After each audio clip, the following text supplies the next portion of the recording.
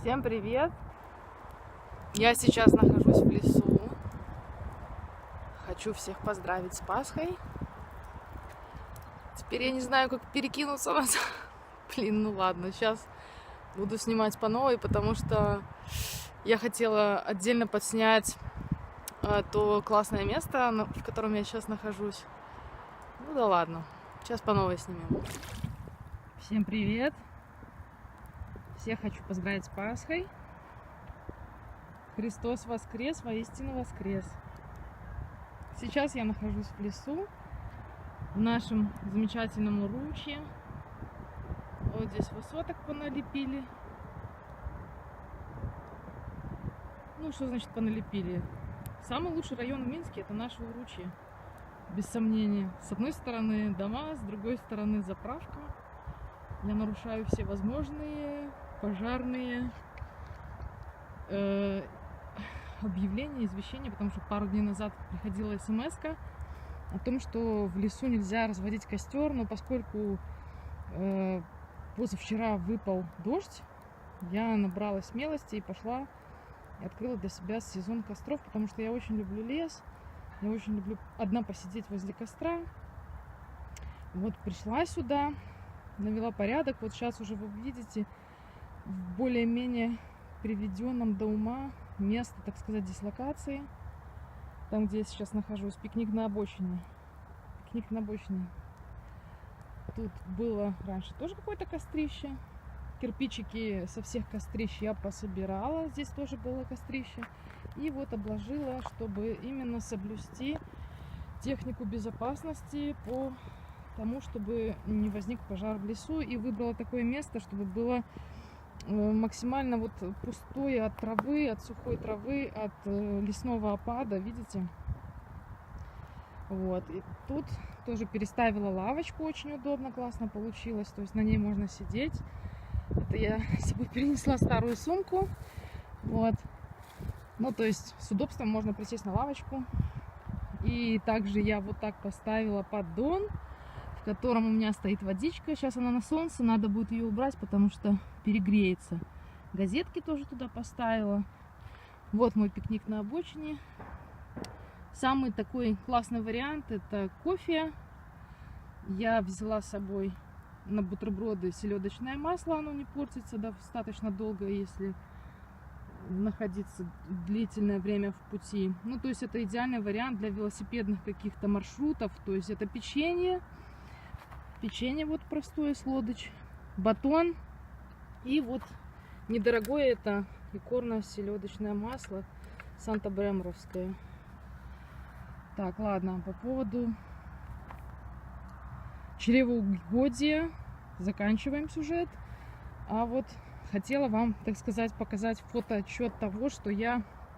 Ну, здесь я прибрала, здесь все было заброшено от прежних пикников людьми, которые здесь отдыхали. Ну и не все идеально, конечно, убрала, но вот как есть. Повыпаливала эти бумажки, бутылки.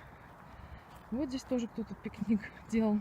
И вот я собрала, уже приготовила с собой пакет, который буду носить с собой. На мусор надо будет выкинуть жесть и стеклянные бутылки, потому что очень часто у нас здесь отдыхают подростки, которые любят вот эту вот всю оставшуюся стеклотару поразбивать. Вот. Такой у нас классный лесочек. Обожаю его. Ну, я очень рада, что мне не пришлось идти дальше, потому что здесь место очень классное. То есть получается 10-15, ну 10 минут ходьбы от дома. Потому что я изначально планировала туда вот дальше дорога. Получается, по левой стороне у нас заправка. А дальше вот, который лесок справа, напротив Дорстроя, вот я туда планировала. И мне повезло, что вот здесь как бы место было свободное, на удивление. Вот.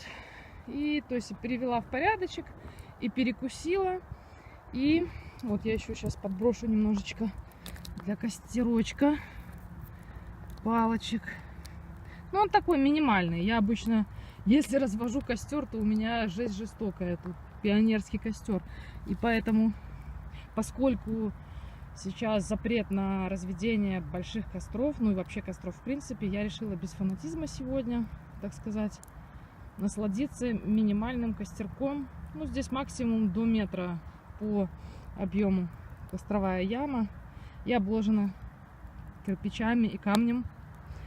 И с точки зрения как бы практичности нахождения в лесу, я уже здесь вот смела вот таким образом ногами. Кроссовки придется стирать, но неважно. Здесь получается сосновый опад. И вот я нагребла еще угольков от прежних костров. То есть они уже достаточно остывшие. Их можно использовать в качестве, ну это нам не надо, в качестве субстрата для комнатных растений, вот, которые любят кислую почву. А угольки, в принципе, они всегда пригодятся в хозяйстве, особенно вот в цветочном.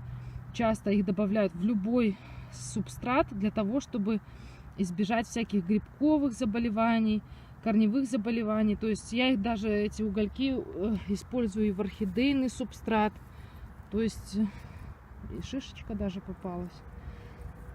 Поэтому у меня сегодня такой поход получился с практичной точки зрения, что помимо того, что я получила наслаждение от нахождения на природе, от костра нашего, моего собственноручного любимого, вот еще вот заберу домой классный субстрат.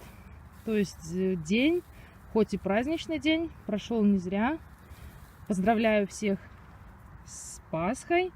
Христос воскрес, воистину воскрес. Получайте удовольствие, почаще выезжайте, выходите на природу.